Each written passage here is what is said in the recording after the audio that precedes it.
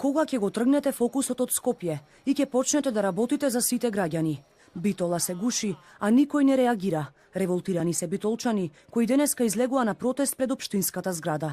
Бараат од владата поевтина струја за овој регион, се додека не заврши гасификацијата и додека не се реши статусот на РЕК, или како што го нарекуваат македонскиот Чернобил. Да му кажеме јасно и гласно на централната власт во Скопје дека Битола се уште во Македонија и дека постои и кога не е пред изборие.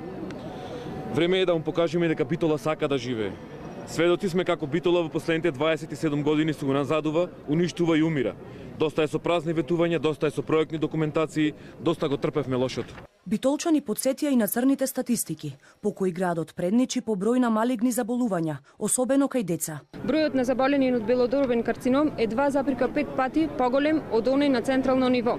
Бројот на заболени деца од малигни неоплазми секој ден се зголемува, а нивото на ПМ частичките во изминатиот период е континуирано над дозволената граница. Да кажеме дека не може веќе вака понатака и дека навистина сериозноста по заболувањето на децата, по бројот на децата кои се полни и во Скопје и во другите болници е висок и дека мора не само централната власт, туку и локалната самоуправа да преземе итни мерки, среднорочни и долгорочни, за да ги спаси децата. За иницијативата до централната власт позитивно гласа и представниците на Социјалдемократскиот сојуз, но денеска излегува со поинаков став.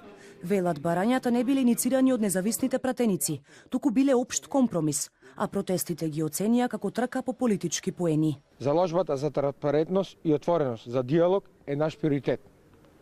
Заради тоа, секаков повик за протест е апсурден, лицемерен и единствено служи за политички публицитет на организаторот. Загадувањето не настана преку ноќ. Тоа е многу посериозен и покомплексен проблем од тоа што некој сака да го прикаже. Претходната иницијатива во Советот на општина Битола, во која се бараа нови законски регулативи за работата на РЕК, локалните власти ја отфрлија, со образложение дека не биле надлежни за тоа. Оваа иницијатива пак ја поддржаа, но и самите отворено велат дека тоа нема да ги реши проблемите во Битола. Од владата не дадоа став за барањата на битолчани.